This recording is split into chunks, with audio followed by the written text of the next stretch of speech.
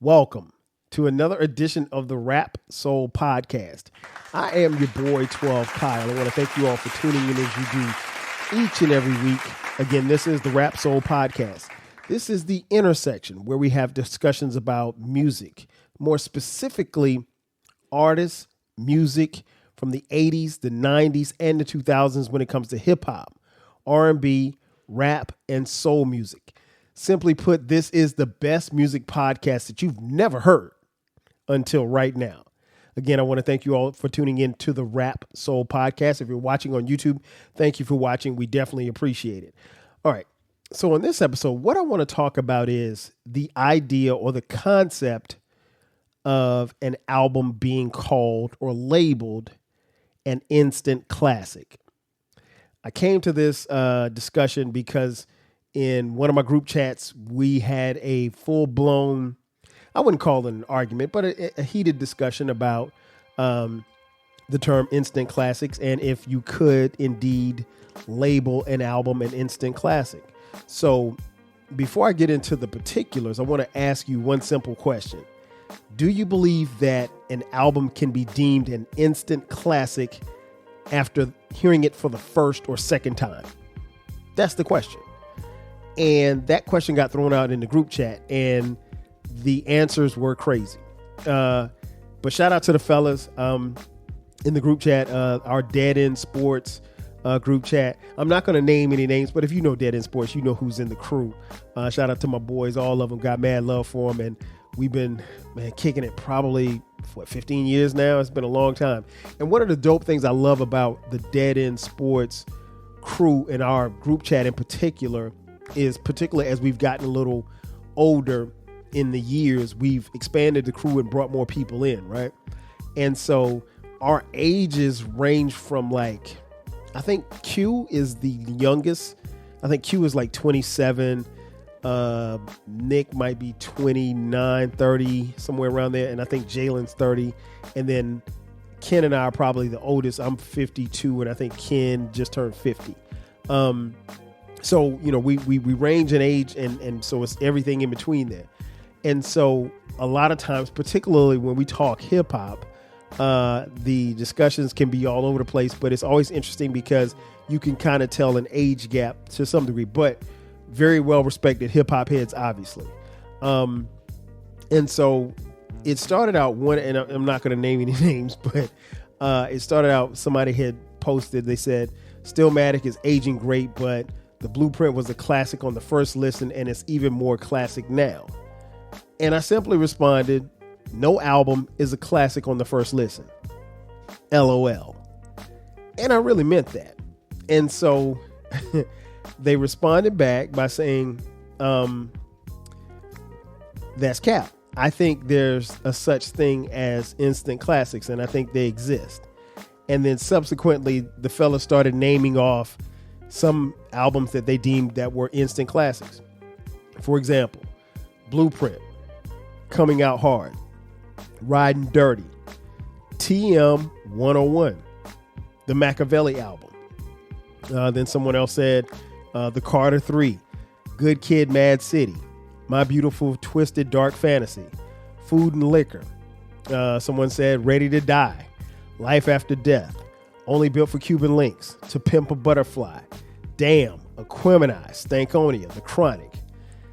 And while I disagreed at that notion that, that there was such a thing as an instant classic, I gave them the following breakdown. I said, here's what I'll say. Classics, by definition, happen over a period of time. Could you hear an album the first time and say that it's great? Yes. An all-time great? Probably not. I think that takes time. There's not one album that we call a classic now that we thought was a classic the first time that we heard it. Again, an all-time classic or a modern-day classic or whatever classic you want to call it, I think it's measured over time. I think a lot of fans, not you, call albums classics just because they really like them. That's not how it works. Imagine if a quarterback had a good season and we were calling him the Hall of Famer in his first good season. LOL. And so there was some back and forth. I was immediately called a hater, which is something that honestly I wear with a level of pride in that particular group chat. I'm not a hater. I keep it 1,000. I just do. And for some of the young bucks in the group, they call me a hater. But again, I'll admit when I'm hating. That's not hating. That is just a fact. And I said, simply put, I'll admit when I'm hating. That ain't hate. And then someone said the first time they heard Riding Dirty, they knew that it was a classic. I said, if you heard it in 2016, you might have. LAMO. But in 1996, which is when Riding Dirty came out, shout out to UGK, it wasn't a classic. And someone responded, it's Memorial Day. Kyle is clearly drunk. Now, I don't drink like that. And besides, I was drinking water that day. And then I hit the fellas with this right here, and this really kind of summed it all because I did just a simple Google search. And here's what I got. Classic albums are those that have stood the test of time and are considered essential listening in their respective genres. These albums have lasting impact on pop culture, influence, and other artists, and are repeatedly revisited by fans. That's the answer. To say something is a classic, an instant classic, is a misnomer. I followed up by saying, I think y'all think I'm dissing the albums. I'm not. Almost all of the albums that you mentioned are classics. I agree wholeheartedly about that. Where I disagree, that y'all think that something's a classic the first time that you heard it. That's not even possible. LOL. The word classic, by definition, deals with time. Classics become classics over time. Instant equals now. No time is involved. Calling something an instant classic is a misnomer. LMAO. And I stand on that.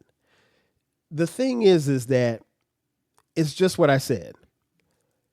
If you deem something a classic, and in this case, we're talking about hip hop albums, but this could go for any genre. I don't think that if you heard Songs in the Key of Life in 1972, when it came out, I don't think that anybody said, oh man, this is a classic the first time they heard it. And it's not to mean that the album wasn't great, because obviously it's a phenomenal time capsule piece of work by the great Stevie Wonder, right? I had Thriller. I didn't listen to Thriller in 1984 and say, oh, this is a classic. Nobody even talked like that. And so my point to my younger bucks, the young bucks, is that maybe, just maybe, they really, really like these albums. And these albums, I'm not questioning whether or not you can deem it a classic, because that's up to your interpretation. I will say this much, and I've said it before and I'll say it again. I think the word classic, particularly in hip hop, gets thrown around way too much, right? Gets thrown around way too much. That being said, classics take time. Like every album, if you name a Jay-Z album, if you think Reasonable Doubt is a classic, okay, cool. I think Reasonable Doubt is a classic album. However, I was there in 1996. There's a couple of cats in our group chat that weren't even born in 19. If you want a podcast where culture, conversation, and life collide, where you get insightful commentary, engaging discussions, and a fresh perspective on everything, then you need to listen to the 12 Kyle podcast, hosted by the one and only, yours truly, 12 Kyle, a voice that you know and trust. This podcast will bring you thought-provoking moments, compelling stories, and a whole lot of fun. Whether you're a first-time listener or just tuning in, each episode promises to be something new and exciting. So sit back, relax, join 12 Kyle, myself, and my guests as we break down the world around us and give you stories that you've never heard before, from nostalgic throwbacks to everything in between. The 12 Kyle podcast is a front row seat to this conversation. Subscribe now and never miss an episode of the 12 Kyle podcast, where the vibe is always real and the discussion is always worth your time. Are you feeling nostalgic for the golden eras of rap and soul music? If so, tune in to the Rap Soul Podcast. We are your weekly journey through the 80s, 90s, and 2000s, spotlighting the music and the hidden gems that shaped the soundtrack of our lives. From the powerful beats to the soulful melodies, we bring you the best of the past with fresh insights and stories. Rediscover the music that defined a generation. Subscribe to the Rap Soul Podcast and enjoy the vibes. Welcome to the Rap Soul Podcast, where we dive deep into the world of music that moves our hearts and gets our feet tapping. This is the intersection of rap and soul music from the 80s, 90s, and 2000s. We appreciate you for listening. Share this podcast with a friend or family member who loves music as much as you do. The podcast is hosted by 12 Kyle. Next up, the Rap Soul Podcast. 1996, right? So I was there in 1996. Trust me, nobody, and I mean nobody, not even Gloria Carter, Sean Carter's mom, was calling that a classic album the day that it came out. That album was so, it was such a late bloomer. Like that album, I remember, I want to say that album came out in June. I didn't get it until like maybe 2 months later. And I thought it was good. I thought it was really good on the first listen. I just don't know that you can hear something for the first time and say, oh, this is the greatest, because the word classic alludes to the fact that this is something that is separate from everything else, right? And so with that being said, by definition, technically, you shouldn't have a lot of classics. Now, I'm not going to get into the minutia of, whether or not these albums are legitimate classics that I named. But here's the thing. That happens over time with classics. And so I don't know that you can hear something for the first time and say, oh my God, Purple Rain is a classic. This is the greatest album ever. Nobody said that when that album came out. They just said this is a great piece of work, or they said it's okay, or it grew on them. Music takes time. The thing that I try to challenge people who have all of these classics, under their belt, or all these classics that get talked about, is if you want to know how good an album is, right? Listen to it. Listen to it and listen to it. Then put the album down. Come back 3 months later. How does it sound? Do you hear anything different? I'm talking strictly about new music, right?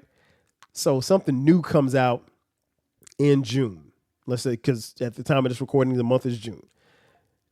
It's June. The album comes out. Okay, great. I love this album. I'm listening to it. I like this song. I like that song. Let 3 months pass by. Go back and listen to it. Don't listen to it over the 3 month period after you get your first few listens in. Listen to it 3 months later and see how you feel about it. And then listen another 3 months after that. And then so forth and so on. And then maybe, just maybe, 5 years later, go back and listen to it again and see if you feel the same way that you did the day that you heard it for the first time. Maybe you feel the same. Maybe you feel even more stronger because you hear different sounds. You have a different meaning. You take more from what the album actually is. Or maybe, just maybe, you liked it for the moment and maybe it just didn't age well over time. That happens. There are quite a few albums that I know that I listened to in the 90s that I'm probably not going to listen to now. They're just not as good, or they don't hold me. Or maybe I like certain songs, right? But yeah, no, that doesn't happen. And so the thing I was trying to let the crew know was that, yes, and can an album be a classic? Can you think very highly of it and very favorably of it, at your first few listens? Of course. But to say that it is like one of the all-time greats after you've heard it 3 times, come on, man. You're playing yourself. That I don't know that can happen in any genre of music. And again, it has nothing to do, in this particular case, we're talking about hip hop, but it has nothing to do with the music. It's your listening pleasure and what you like. And I will never bash anybody for what they like. However, I will say that I've never heard anybody name something a classic that they didn't like. Like, if you like, I don't know, Kanye's album, My Beautiful Dark Twisted Fantasy. I've never heard anybody call that a classic and say, well, I don't like the album, but it's a classic. People call that album a classic because, one, it's a good album. I don't think it's a classic, but that's beside the point. But people love that album, but that's part of why they call it a classic, because they love that album. Show me one person who gives an album a classic review and then says, oh, but I don't like it though. It's a classic, but you know what, that Chronic, it sure is a classic, but I don't like it. Nobody's never said that. So there's a blurred line between what is really a classic and what you strongly like or love. So with that being said, again, I stand on what I said. The idea or the concept of something being an instant classic is a misnomer. The two words cancel out each other. You can't have a classic that's instant. You could have a modern day classic, or you could have an all-time classic. But I promise you, as someone who listened to Paid in Full when it came out in 1987, I bought the tape. There was no way that I was calling it a classic. I thought it was a super dope album. And that's all I said, was that it was dope. And when I told my friends about it who didn't have the album, I said, it's a dope album. You should check it out. I didn't call it a classic. I mean, that was something that someone gave it years later. And I was like, you know what? It is a classic album. And then, subsequently we had magazines like The Source magazine with the 5 mic in the Source rating. And so even in that, the thing that I explained to them in the conversation was, even when the Source deemed something a 5 mic, so if the Source said, okay, this is a classic, this stands alone, this is a one of one, this is one of the best albums in hip hop history. That's what the 5 mic stood for. Or at least that's what we thought it stood for. What that meant was it was something special. It was put on a pedestal. And the thing that I explained to the fellas was, even in the Source doing that, the Source held those albums a month, maybe 2 months. Those albums sat with the Source before we actually heard it. So it wasn't like the album came out June 1st, the Source came out June 1st and named it a classic. The album, the Source magazine would rate it in like March 1st. They'd label it a classic. We wouldn't get the album until June 1st, right? So they had time to sit with it. And I remember, people calling the Source magazine, threatening to blow up the building just because they gave an album a 5 mic rating. Crazy, but it did happen. In conclusion, I love the fellas. I think we just kind of landed on a place to agree to disagree, or maybe they just said Kyle's an old hater, and that's cool with me. I will wear the hater badge proudly, but I'm in this case, this is one of those rare situations where I have to kind of pull rank. I mean, I've been doing this hip hop shit since 1983. And if you were around, you would understand that I know a little bit when it comes to hip hop. I don't know at all. I'm not the encyclopedia hip hop. Shout out to my boy Eclectic. But I know a little bit. And again, words mean different things. Something can be instant, something can be a classic, but it can't be an instant classic. And that's just what it is. Ladies and gentlemen, thanks again for checking out this edition of the Rap Soul Podcast. I want to thank you all for tuning in as you do each and every week. Be sure to subscribe to the podcast. We drop new episodes every Monday and every Friday. So check us out. 2 episodes a week, Mondays and Fridays. Hit us up on YouTube, youtube.com/Rap Soul Podcast. We're on social media, Rap Soul Podcast, 12 Kyle across the board. We also have Cash App if you'd like to contribute to the show financially. $TWELVEKYLE. And don't forget about the sister station, the mothership, if you will. It is called the 12 Kyle Podcast. That's my personal podcast. Subscribe there as well. We drop new episodes every Thursday and every Sunday at midnight. And the great thing about those podcasts is that you can find them wherever you're finding this podcast right here. And it's on YouTube as well. So, ladies and gentlemen, that's going to do it for me. Again, I want to thank you all for tuning in to the Rap Soul Podcast. This is the best music podcast that you've ever heard. So thanks again for tuning in. I'll catch you guys next time. 5,000. Chill. Thank you for listening. This concludes the episode. Be sure to subscribe to the Rap Soul Podcast. You can find the podcast wherever you get your podcasts. Follow the podcast on social media. And feel free to continue this discussion on our Reddit page. More importantly, share this podcast with a friend or family member who loves music as much as you do. Until next time, 5,000.